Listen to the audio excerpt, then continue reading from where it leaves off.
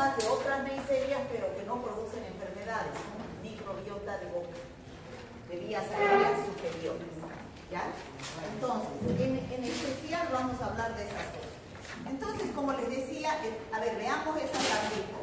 Hemos avanzado todos los gram positivos, hasta aquí hemos dado examen. Ahora estamos entrando a los gram negativos. El género Neisseria, Neisseria gonorrea y Neisseria meningitidis, ¿ya? Existen otras neiserias como la Neisseria lactámica, la flava, la Neisseria subflava. Todas estas neiserias todos tenemos en la boca. Si ustedes se hacen un hisopado de la mucosa bucal y lo tiñen con una tinción de gram, vamos a ver los diplococos gram negativos. Toda esta familia Neisseria tiene su morfología diplococos gram, pero gram negativos, no gram positivos como en el caso del neumococo, ¿ya? Esto es diplococos gram negativos. Entonces, si ustedes se fijan aquí, este es un leucocito, un polimorfo nuclear. Dentro del leucocito están los diplococos gram negativos, ¿ya? Entonces, estas son las comensales. La próxima clase vamos a entrar a bacilos gram negativos. Bueno, entonces, ahí tenemos todas las neiserias que tienen importancia. Por ejemplo, Neisseria gonorrea, Neisseria meningitidis son las dos que vamos a estudiar. Neisseria lactámica, Zika, subflava, Neisseria mucosa, Neisseria flavescens, Neisseria cinerea, como les decía, todos tenemos en la boca. Son comensales, microbiota bucal, ¿ya? Pero estas son patógenas estrictas. ¿Qué significa patógenas estrictas? ¿Qué? Tenemos como microbiota, esas pueden vivir en nuestro organismo como microbiota, no. Cuando nos llegan, nos producen enfermedad. Yo no creo que ninguno de ustedes tenga Neisseria gonorrea, a no ser que esté con una uretritis gonocócica, ¿no? Los chicos. Esta es su morfología, diplococos gram negativos. Bueno, vamos a empezar primero con la Neisseria meningitidis. No sé si ustedes han escuchado hablar la anterior semana de un brote de meningitis en La Paz, en la escuela de policía, que se llama la Academia de Policías. ¿Han escuchado? ¿Qué? Esta es la bacteria que produce ese brote y que es grave. Esta bacteria, cuando ustedes escuchen en la televisión, en la radio hablar de meningitis, es porque es producida por esta bacteria, Neisseria meningitidis. Las demás bacterias que hemos visto, Staphylococcus aureus, Streptococcus agalati, producen también meningitis, pero no es tan grave como esta. Esta puede producir la muerte del paciente en una semana. Es muy contagiosa. Se contagia de una persona a otra, enferma a otra sana, o susceptible. Aquí tenemos este paciente con los diplococos gram negativos a través de las gotitas respiratorias que fluye e ingresan por vía nasal y aérea al huésped susceptible, ¿ya? Estas, al hacer una admisión de gram de cualquiera de estas neiserias, morfológicamente ustedes van a ver en el microscopio igualitos, son diplococos gram negativos. Los libros dicen algunos, tienen forma de riñoncitos, riñonados que se miran el uno al otro, fíjense, ¿no? Fíjense como riñoncitos. Otros libros dicen tienen parecido a los granos de café, ¿no? Entonces, son diplococos gram negativos. La Neisseria meningitidis es más grave que la Neisseria gonorrea, como les decía. Y la diferencia morfológicamente, ¿qué significa morfológicamente? La forma. La diferencia es que la Neisseria meningitidis tiene cápsula y la Neisseria gonorrea no tiene cápsula. Esa es una diferencia en su estructura. estructura fundamental. ¿Y qué propiedad le da la cápsula a las bacterias? Virulencia. Impide la fagocitosis, ¿no es cierto? Por lo tanto, es un mecanismo de defensa. Además de la cápsula, tiene su DNA, que es su núcleo, tiene su membrana citoplasmática, su pared celular, tiene su retículo, ¿cómo es ¿qué se llama? El espacio que hay entre... Espacio periplástico. Espacio periplástico. El espacio periplástico, ¿no es cierto? Sí. Y esta es la cápsula, ¿no? Esta es la cápsula, que solamente tiene la Neisseria meningitidis. Entonces nosotros vamos a ver estas cosas, Neisseria meningitidis y Neisseria gonorrea. Las otras que son comensales solamente las nombramos porque son microbiota oral.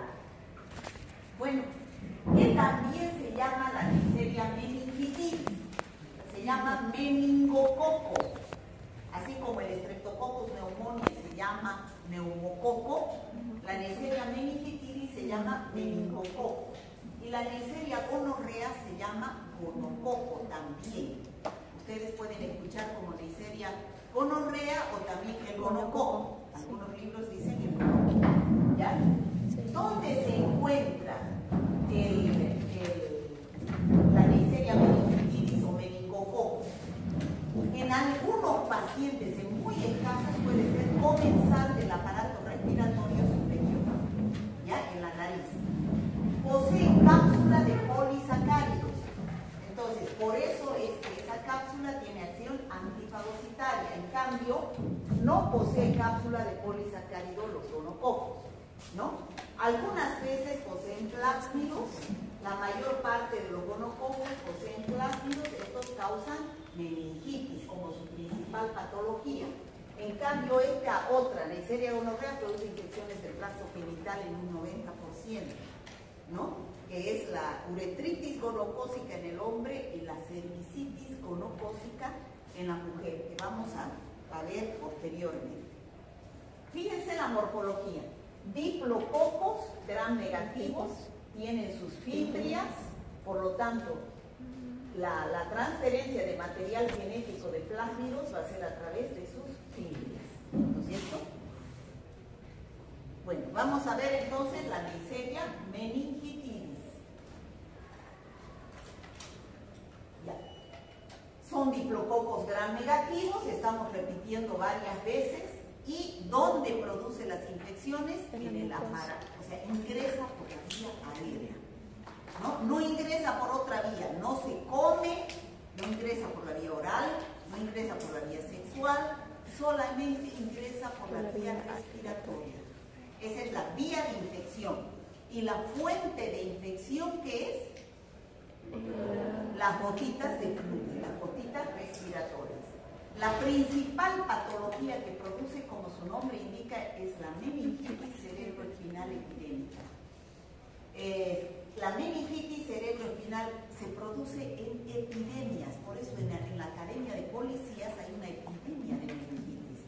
Están aislados los cadetes, ¿no? Los enfermos. O sea, y ha habido un brote de por lo menos cinco personas, ¿no? 5 soldados, que son 5 estudiantes, cadetes, ¿no? ¿Qué es lo que tiene esta Neisseria meningitidis para producir su infección? Tiene antígenos, o sea, que le hace que tenga 13 serogrupos que se nombran con las letras del alfabeto. A, B, C, D, ¿no? Hasta la W135. Los serotipos A, B, C y W135 son responsables del 90% de todas las enfermedades que vamos a hablar. Los demás no. A, B, C y W135. Los serogrupos A y C son responsables de las epidemias que vamos a hablar. ¿Todos saben qué es una epidemia? Sí. ¿Qué es? Es cuando hay un contagio, pero simplemente regional. Cuando hay un aumento del número de casos en un lugar determinado y en un tiempo determinado. Por ejemplo, hay una epidemia de gripe en el segundo año de la carrera de medicina. ¿Qué quiere decir? Que que hay varios casos con los mismos signos y síntomas y puede tratarse de un cuadro clínico de gripe. Eso es una epidemia. Normalmente no debería haber ni uno, pero cuando 2 o 3 hay una epidemia. Aumento del número de casos en un lugar determinado. En cambio, ¿qué es endemia? Permanencia de una enfermedad en un lugar determinado en un tiempo indefinido. O sea, permanece todo el tiempo. Hay enfermedades que todo el tiempo hay casos. Por ejemplo, díganme una. Dengue. Chagas es una enfermedad endémica en Santa Cruz. Todo el tiempo hay casos de Chagas. No hay contagio, ¿no? La tuberculosis igual sería. La tuberculosis también es una enfermedad endémica.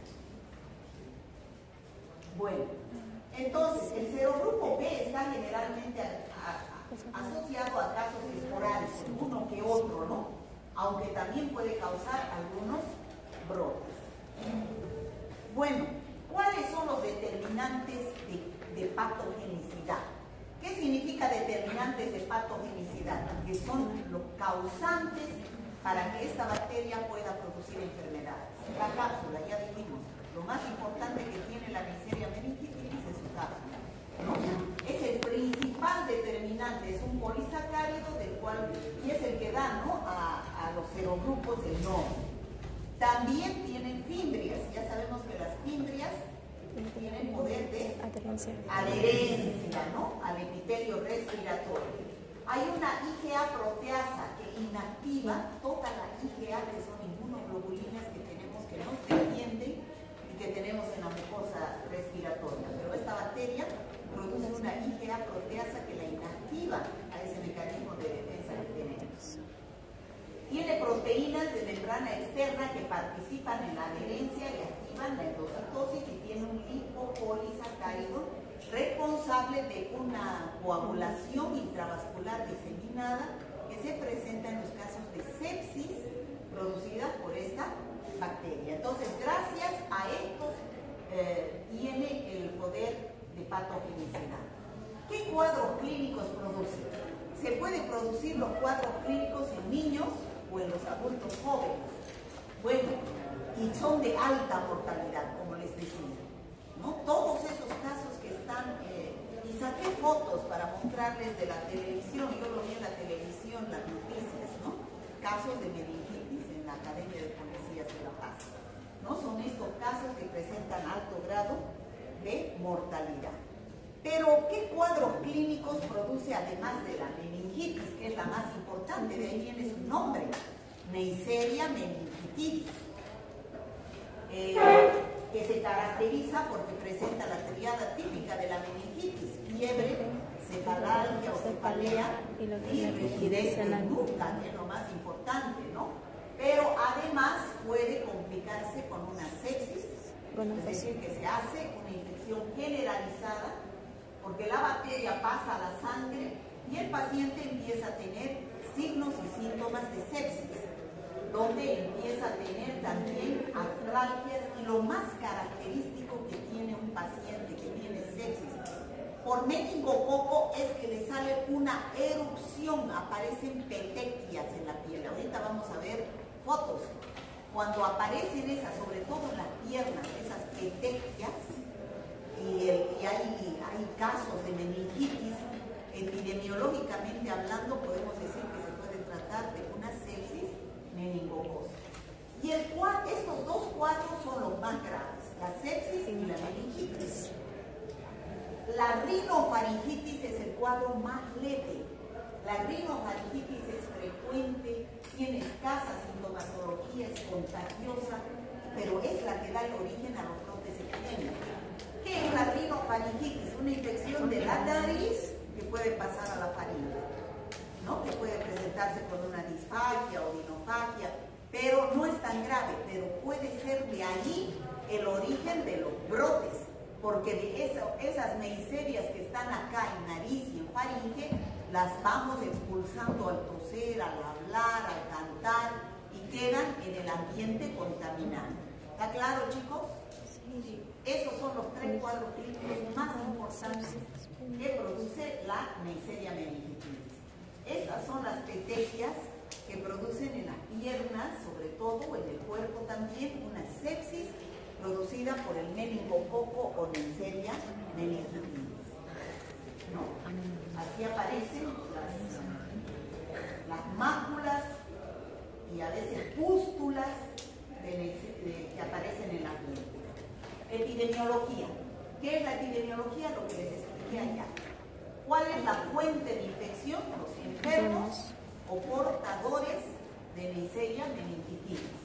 Y la transmisión es de hombre a hombre. No hay animales de por medio. ¿A través de qué? Mediante las gotitas de La fuente de infección son las gotitas de fluke o secreciones respiratorias de los pacientes que están con Neisseria meningitidis.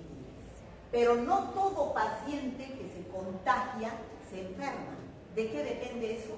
De su estado inmunológico, ¿no es cierto? Algunos casos va a dar el cuadro más leve, que es una simple faringitis, rinofaringitis. Y los cuadros más graves son la meningitis o sepsis. ¿De qué depende que algunos se enfermen de una faringitis y los otros de una meningitis o sepsis? De la presencia de meningococos virulentos, o sea, la cantidad, la dosis infectiva, hemos dicho que el paciente respire, que ingrese por vía aérea y además que tengan su cápsula, ¿no? La ausencia de anticuerpos protectores. En lugares donde es endémica esta bacteria, los niños tienen que vacunarse contra Neisseria meningitidis. Acá en nuestro medio no se vacuna, no hay vacuna para Neisseria meningitidis, a no ser que el paciente la quiera comprar. Pero el PAI no tiene cobertura para esta bacteria, porque hay casos aislados. ¿Ya? No, o sea, si no hay anticuerpos protectores, es decir, que no ha habido la vacunación, entonces puede presentarse el cuadro. Factores predisponentes, como en toda infección respiratoria, la humedad, la presencia de asma, infecciones respiratorias crónicas pueden producir meningitis. Más se presenta en invierno y en primavera, es donde más nos debemos cuidar de estas infecciones que ingresan por vía respiratoria. ¿Por qué, chicos? Porque la fuente de infección son las gotitas de fluke. ¿Y por qué hay más en el frío? Por el hacinamiento. Aquí nos cerramos, no encendemos el aire acondicionado, cerramos las puertas y hay una persona que está con Neisseria meningitidis, elimina la bacteria y la dosis infectiva que respiramos es un factor de riesgo para adquirir estas infecciones. Es por eso que las ciudades es donde se presentan. Ustedes se van a dar cuenta, toda infección que ingresa por vía respiratoria, ¿dónde es más frecuente? ¿En las ciudades o en el campo? En las ciudades, porque en las ciudades hay hacinamiento. En el micro, en la escuela, en la universidad, en los cuarteles, hay hacinamiento, ¿no? Entonces se presentan epidemias. ¿De quiénes? De los portadores, que generalmente son los que tienen una simple faringitis, porque los que tienen meningitis y sepsis están hospitalizados, ¿no? Meningitis son muy pocos los que se enferman, pero cuando se enferman puede cundir y producir epidemias. ¿Cómo se hace el diagnóstico? Si es una meningitis, ¿cuál va a ser la muestra? El líquido cefalorraquídeo. ¿Les queda claro? Sí. Mira, yo le pongo a mis alumnos de bioquímica, les pongo, a ver, haga un informe para el médico de un paciente que tiene meningitis por Neisseria meningitidis. Y me tienen que hacer desde la muestra, líquido del examen directo, que se ven en la división de Granto. Estamos revisando. Muestra, esputo me pone. Pero si es meningitis y están para salir profesionales, yo soy de octavo semestre, último semestre. Esputo me ponen. ¿Acaso meningitis? Tú dices ahí, claro, meningitis. Esto es líquido cefalorraquídeo, ¿no es cierto? La muestra. Sí. Yo me quedo pensando y digo, pobre, esputo para una meningitis, ¿no? O también se puede sacar sangre en el caso de que sea ¿qué? Sepsis. O de las petequias, si es que aparecen, también se puede sacar muestra. Y si es una rinofaringitis del exudado nasofaríngeo. Entonces, ¿cómo va a ser en el caso de meningitis el líquido cefalorraquídeo? Normalmente, ¿cómo es un líquido cefalorraquídeo? Es límpido como el agua, ¿no es cierto? Como el agua potable que tomamos, así es un líquido cefalorraquídeo normal. Pero un líquido cefalorraquídeo de un paciente que tiene meningitis, sobre todo bacteriana, el líquido cefalorraquídeo es purulento, turbio, ¿ya? Entonces, ese es un indicio de que puede ser una meningitis bacteriana. En el examen directo vamos a ver los leucocitos que están aumentados, más de 10 por campo. Y se hace el recuento en una cámara de Neubauer, que ustedes lo van a hacer en fisiología, me imagino. Y van a hacer la tinción de Gram, donde van a observar los diplococos Gram negativos. Y en el caso de sepsis, se va a hacer un hemocultivo, o sea, se cultiva la sangre, ¿ya? Entonces, así se procede en el caso de que ustedes sospechen de un paciente con meningitis. Aquí tenemos cómo se saca, esto lo van a ver en práctica cuando avancemos la próxima clase del líquido cefalorraquídeo. Pues fíjense cómo se saca la muestra, ¿no? La tinción de Gram, cómo se ven los diplococos. Todos estos son leucocitos polimorfonucleares que siempre van a aparecer cuando hay una infección bacteriana. Estos son los diplococos Gram negativos, ¿no? Las neisseриas. Y se cultiva en agar sangre, agar chocolate, agar... Bueno, se hacen las pruebas de laboratorio, que esto hacen los bioquímicos, se hacen las pruebas de identificación, utilizando azúcares, sembrando, haciendo la prueba de la oxidasa. Bueno, eso a ustedes no les interesa. ¿Cuál es el tratamiento? El objetivo es erradicar la infección en pacientes que están enfermos. Ustedes, si tienen un paciente con meningitis, ¿van a hacer tratamiento con antibióticos? ¿No? ¿Cómo que no? Hay que hacer tratamiento con antibióticos en un paciente con una infección bacteriana de este tipo. En un paciente con diarrea no se hace con antibióticos porque son autolimitadas. Pero en un paciente con meningitis, con sepsis, con infección urinaria, hay que tratar con antibióticos, ¿no? Bueno, entonces su objetivo es erradicar la infección y prevenir, detectar, tratar las complicaciones más frecuentes. ¿Cuál es el antibiótico de elección? La penicilina. La penicilina, chicos, ¿a qué grupo pertenece? Ay, bien, gracias a Dios que bien sabido. Yo exijo hartísimo los antibióticos. Todos los exámenes preguntan antibióticos porque tienen que saber. Ya la penicilina es un betalactámico natural. Ha sido el primer antibiótico que descubrió aquí. Fleming, ¿no? Fleming. Para personas alérgicas a la penicilina se puede utilizar cefaloporinas de tercera como cefotacina y ceftriaxona. ¿Por qué se utiliza esas de tercera? Porque atraviesan muy bien la barrera hematoencefálica, ¿no? En casos de meningitis. Y si yo tengo, por ejemplo, en una familia un caso de meningitis o de sepsis por meningococo, ¿qué es lo que tengo que hacer? Dar rifampicina a toda la familia aunque no tenga síntomas.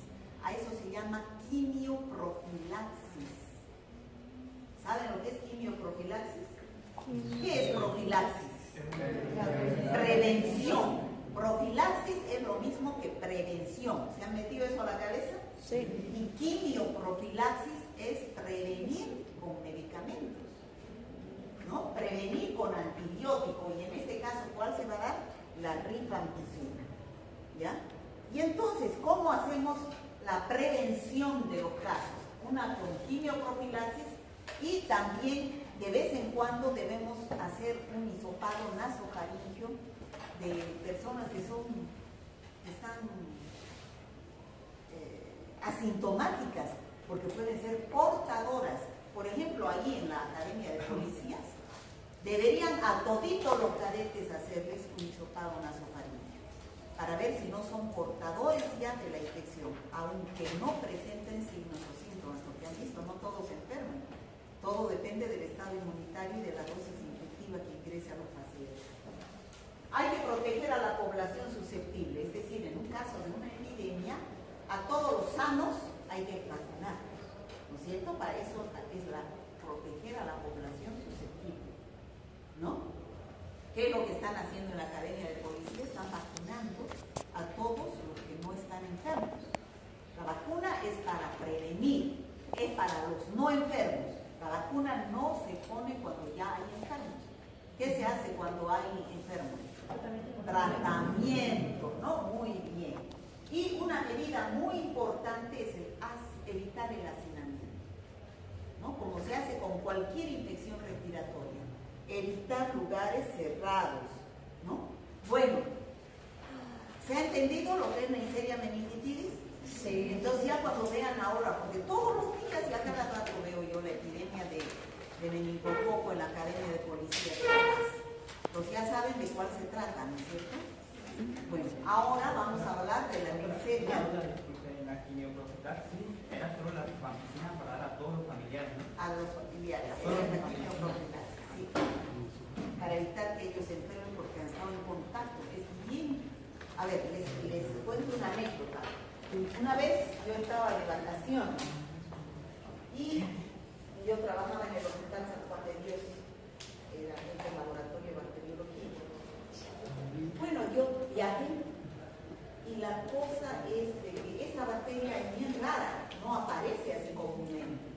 Y cuando aparece, la televisión, la radio, todo es grave, porque si tú rápidamente se producen infecciones de alta mortalidad, 50% de mortalidad en la meningitis meningocócica. Entonces me llama el doctor, el epidemiólogo del CEDES, y me dice: doctor, hay un caso en el San Juan de Dios que han informado en la tinción de Gram, porque todavía no, anoche han informado en la tinción de Gram, diplococos Gram negativos. Y diplococo Gram negativo no hay otro que produzca que la Neisseria meningitidis. El paciente tiene meningitis. Ese rato el doctor, los del CEDES, como el laboratorio informó diplococos Gram negativos, aislaron a todos esos pacientes, los pusieron separados, a todos los residentes, a todos los internos que habían estado en contacto con los pacientes, les hicieron tomar antibiótico profilaxis para evitar su contagio, ¿no? A todos ya les dieron. Y yo fui a ver, doctor, voy a ir a ver al laboratorio. Y les digo: ¿cuál es el Gram que han informado de un líquido cefalorraquídeo anoche? Y me muestran la tinción de Gram.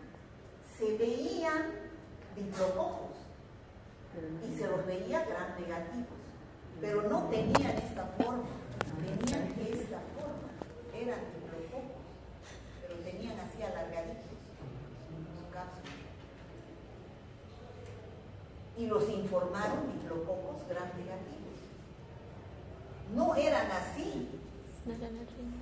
Y el médico no sabe, pues, que ustedes tienen que saber. Cuando les informen, pregunten en el laboratorio qué forma tiene, qué es lo que pasó, quién tiene esta forma. El neumococo, ¿no es cierto? Pero el neumococo es Gram positivo, es así, y también produce meningitis. Entonces, ¿qué pasó en el laboratorio? Tiñeron mal, ¿no? O sea, a los Gram positivos los veían Gram negativos, ¿no? Porque la toxina estaba muy concentrada o el cristal violeta estaba muy diluido y o estaba muy diluido y no lo tiñó Gram positivos, ¿no? Son errores de laboratorio. Pero la poca experiencia del laboratorista de no ver la morfología, por lo menos, ¿no? Lo que tenía que haber visto era eso, diplococos Gram negativos, ¿no? Y por la importancia del caso, es que me hizo llamar a mí el doctor Torres y me dijo: a ver, véalo por favor. Yo fui para el doctor, es un neumococo, no es un meningococo. Ay, anoche hemos hecho ya el alboroto, ya todos están tomando antibiótico. Bueno, pues tenía que terminar de tomar, ¿no? Para no hacer un mal uso de antibióticos, pero para que se den cuenta que cuando ustedes tengan esos casos de que les informen diplococos gram negativos en un líquido cefalorraquídeo, lo primero que van a pensar es en un meningococo. Pero un meningococo es grave, chicos. Es una enfermedad de declaración obligatoria. Ustedes cuando les informen un meningococo, obligatoriamente tienen que llamar al CEDES, porque cunde rapidísimo la enfermedad y se mueren los pacientes. ¿Ya? Bueno, ahora vamos a ver la otra Neisseria, que es la Neisseria gonorrea. Entonces, esta Neisseria, a ver niña, por favor, niña y joven, ustedes. Bien. La Neisseria gonorrea es diferente en cuanto a su epidemiología que la Neisseria meningitidis. La Neisseria gonorrea es una infección de transmisión sexual, lo más común, ¿no es cierto? Ustedes tienen idea cómo es un hombre, qué clínica presenta un hombre que tiene gonorrea. ¿Idea? En el colegio no les han hablado de infecciones de transmisión sexual. ¿No? ¿No tienen idea cómo es la gonorrea, chicos? ¿Cómo va a aparecer un hombre? Y ustedes van a pensar en gonorrea cuando aparezca en su consultorio. ¿Qué va a tener? Bueno, va a presentar comezón y pus en el mundo. O sea, va a secretar. Exactamente, por la uretra va a salir líquido. Y ese líquido no es líquido pues transparente, es un líquido como la leche condensada y abundante.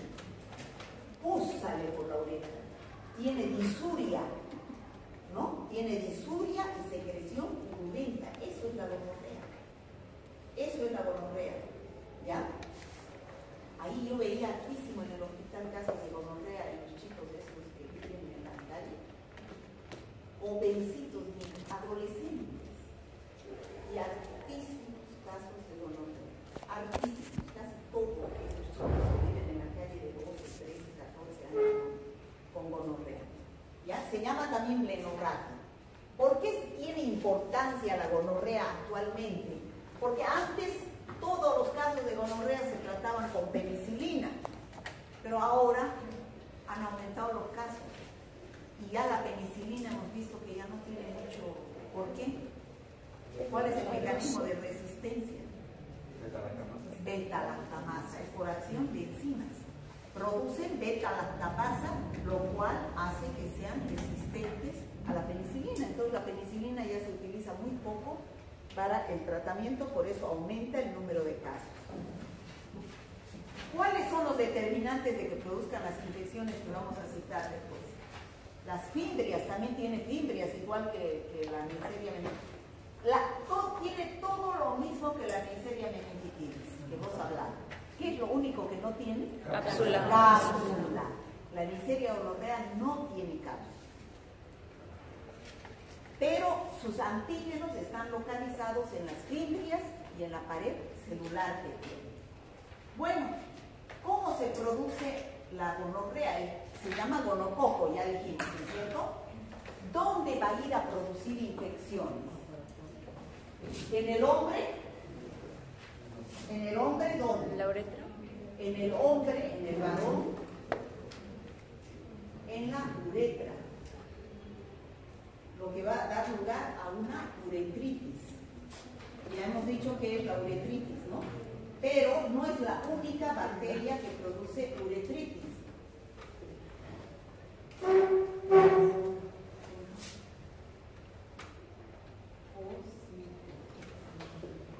Cuando es producida esa uretritis, ese líquido purulento que sale por la uretra, se llama uretritis gonocócica, pero no es la única bacteria que produce uretritis gonocócica.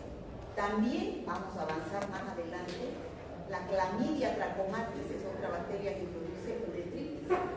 El ureaplasma urearíticum también produce uretritis, pero no se llaman uretritis gonocócicas, se llaman uretritis no gonocócicas, las que son producidas por otras bacterias diferentes a la Neisseria gonorrea.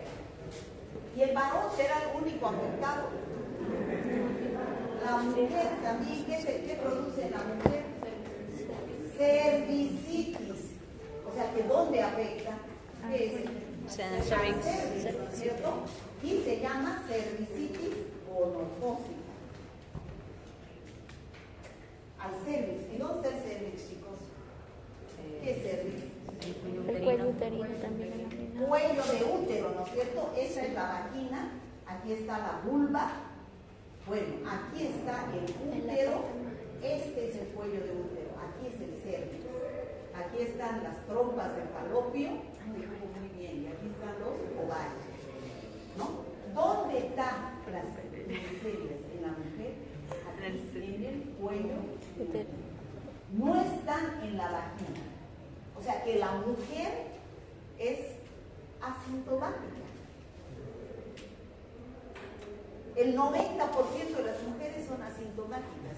¿Qué quiere decir? Que no hay líquido que salga por la vagina. No hay líquido. Pero contagian al tener relaciones sexuales. Contagian.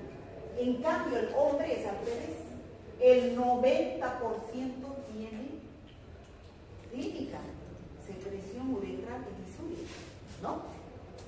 Bueno, coloniza la uretra, el cuello del útero, la faringe.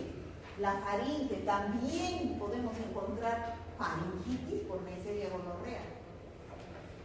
¿Por qué creen? Sexo oral. Por el sexo oral que se practica, ¿ya? Por eso puede producir faringitis gonocócica. En el ano también se encuentra. Sí, sexo anal. En los homosexuales, Eso ¿es cierto?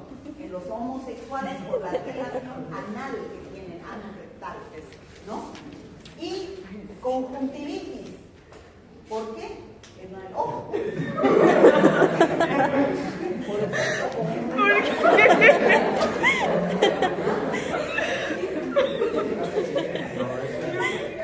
¿Por qué de lo? Ah, puede ser.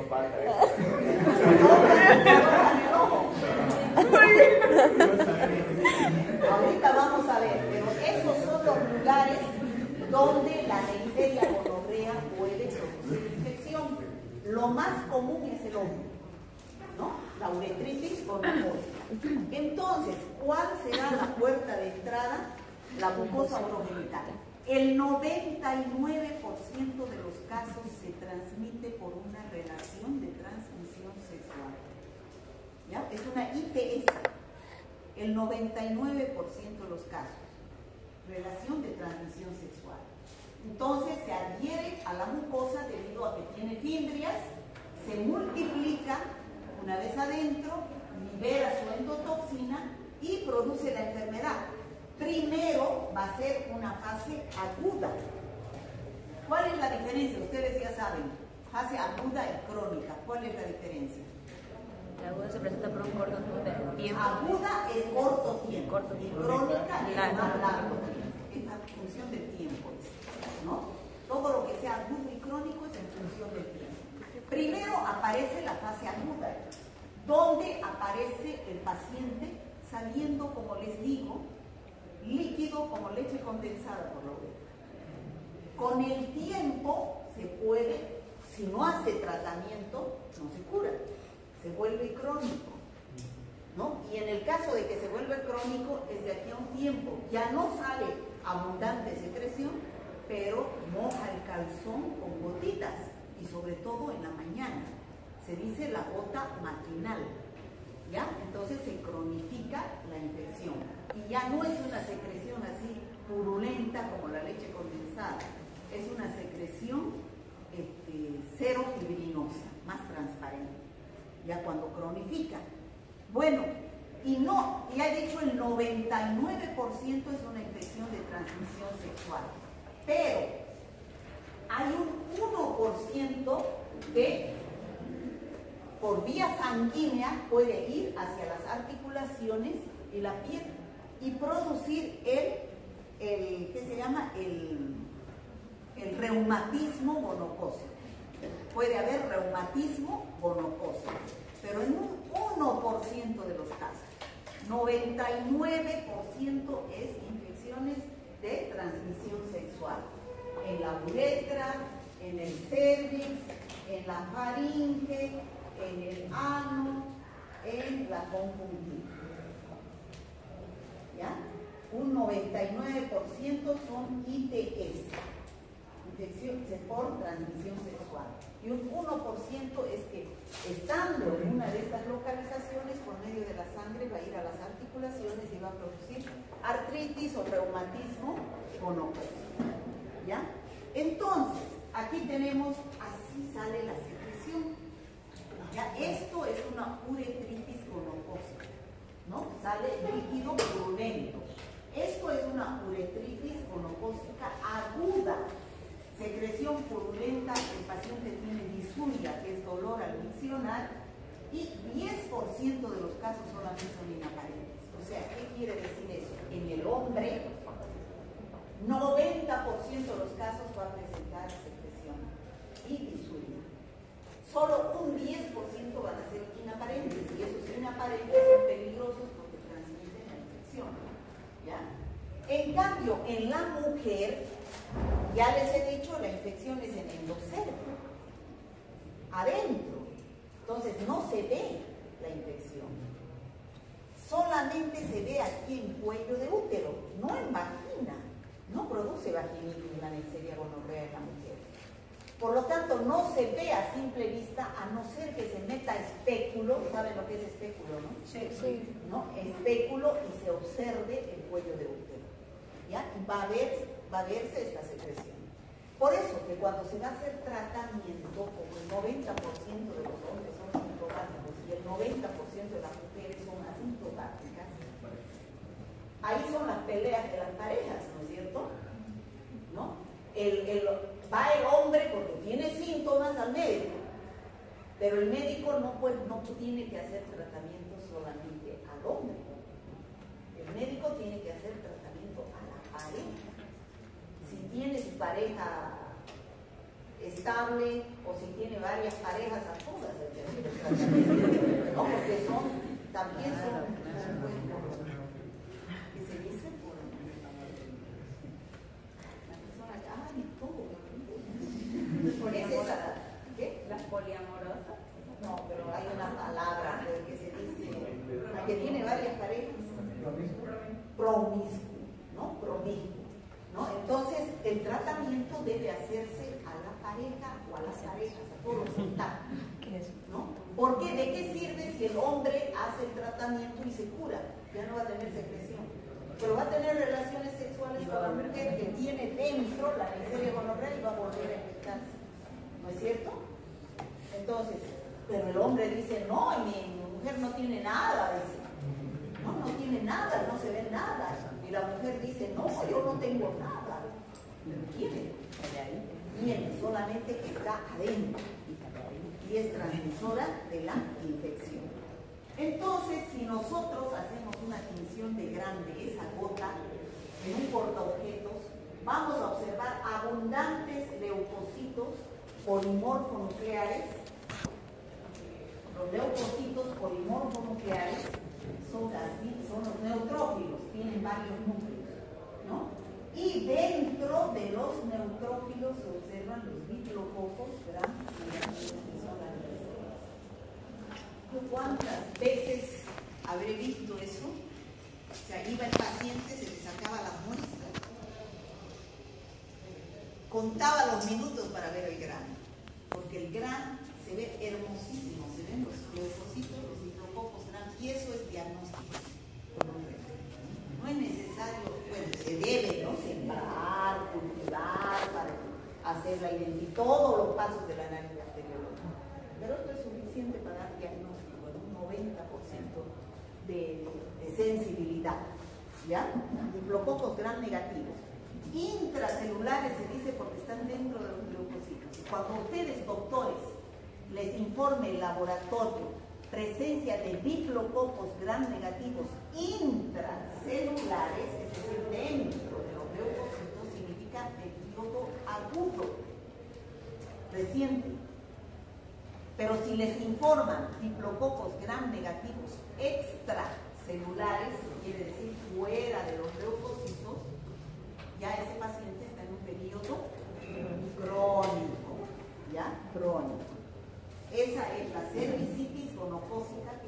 cómo adentro está la secreción. Bueno, anorrectitis, hemos visto, uretritis gonocócica, cervicitis gonocócica, que son las más comunes. La anorrectitis puede presentarse en el hombre, generalmente en los homosexuales. En el ano hay una secreción purulenta. Y en la mujer, el 30% en el ano por continuidad, porque está bien cerquita la vagina del ano, ¿no? Por continuidad, un 10% como única localización, ¿no? En la mujer también puede presentarse. Y ya dijimos la bacteremia, donde el 1% se va a producir artritis o reumatismo gonocócico. Bueno, y ahí está la conjuntivitis gonocócica.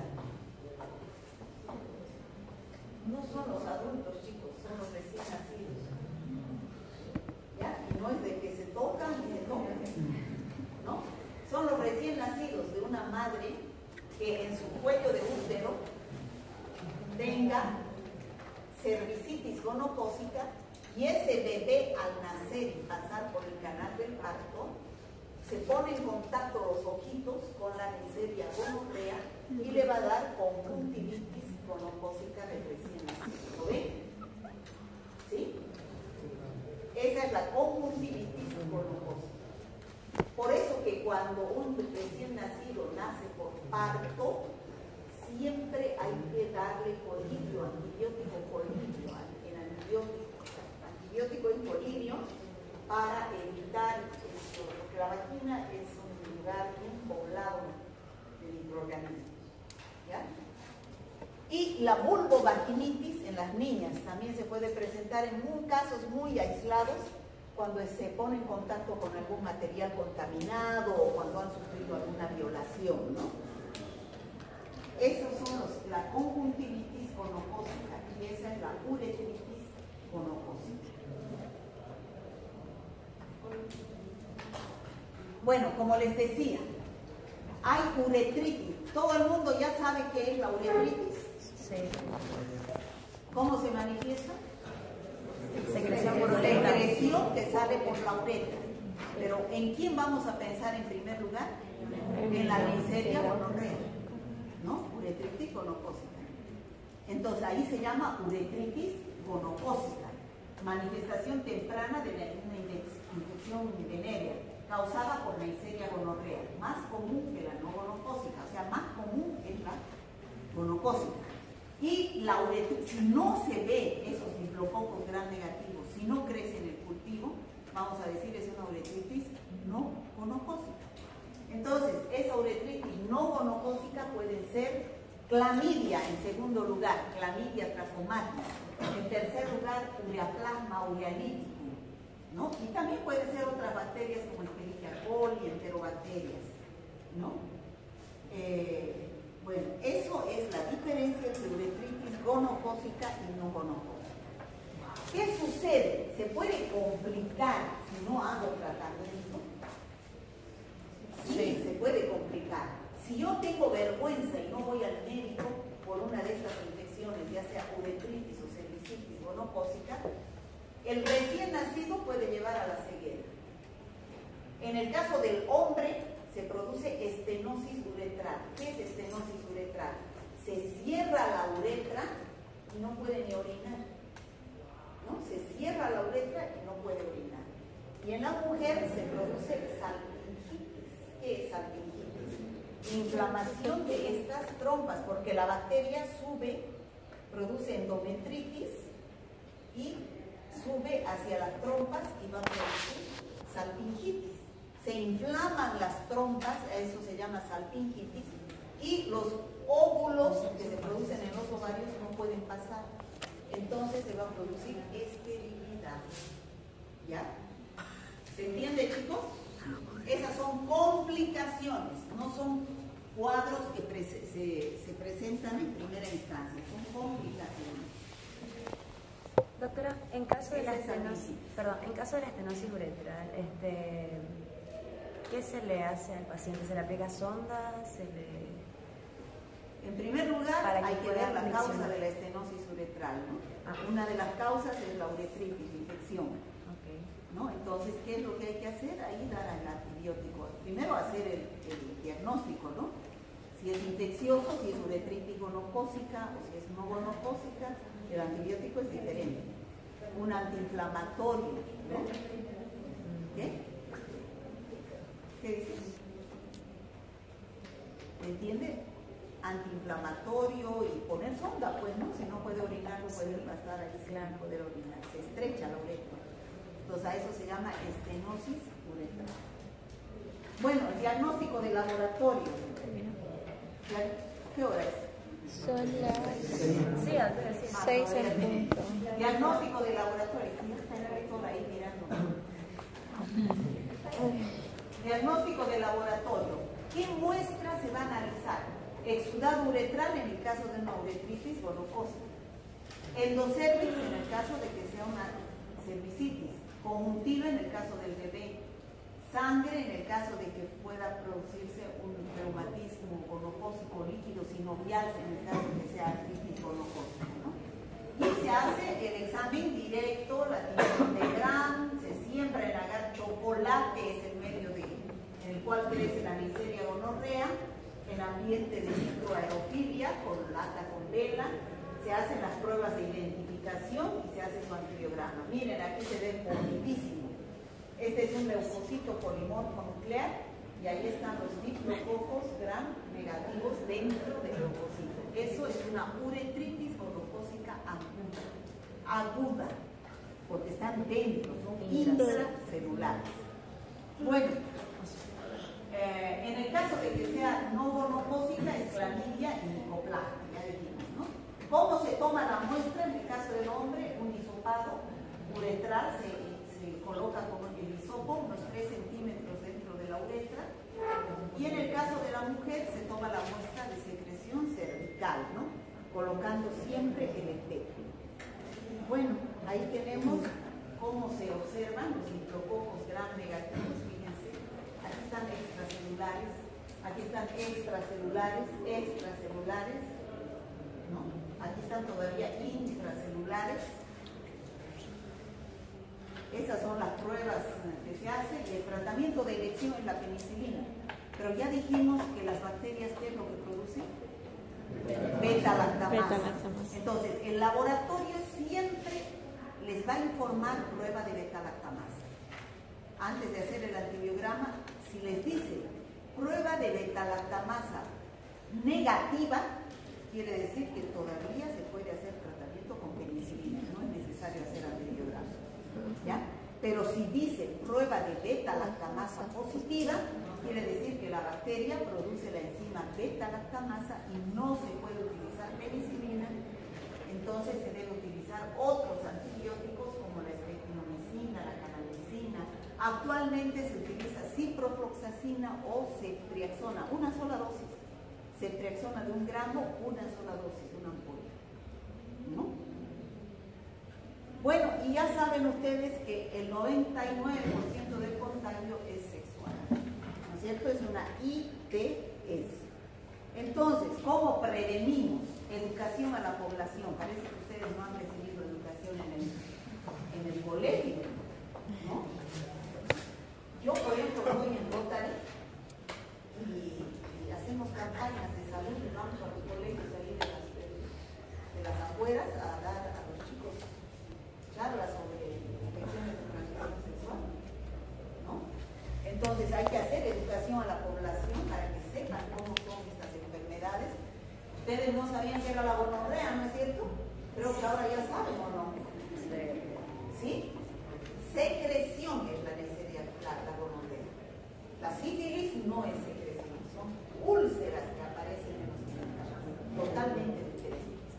Detección de portadores asintomáticos. Si el hombre presenta la secreción uretral, la mujer, su mujer, es una portadora asintomática. Entonces hay que hacer el estudio de cervix y si no quiere, pues hay que hacerle también tratamiento. Evitar la promiscuidad sexual, no hay vacuna, por eso no hay inmunidad protectora. Y en el caso, como les decía, de los neonatos, cuando es por parto, hay que hacer un antibiótico en colirio o si no nitrato de plata al 1%. Estos son los colidios de antibióticos, ¿no? Al bebé para evitar la infección. ¿Está claro, chicos? Sí. Preguntas. ¿Cuáles son las miserias patógenas para el hombre? Neisseria gonorrea y la Neisseria meningitis.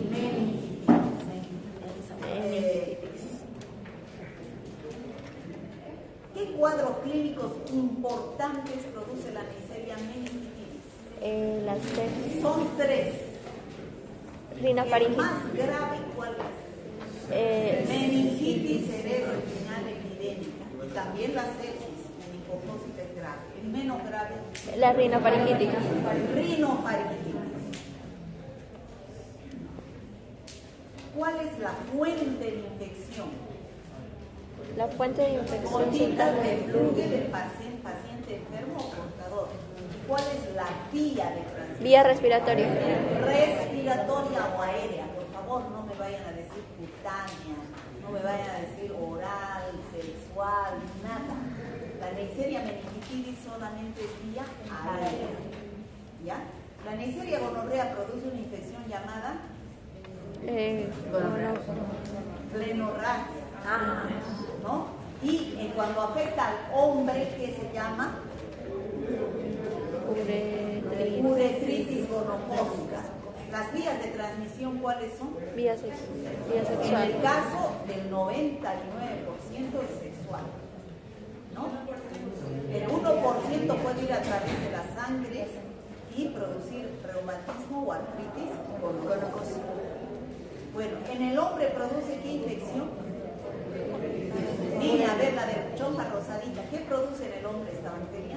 ¿Qué enfermedad? Ya, diga por favor. ¿De qué estamos hablando, hijita? ¿Dónde estás? ¿Qué hemos avanzado hoy día? ¿Pero uretritis qué? Di completo, por favor.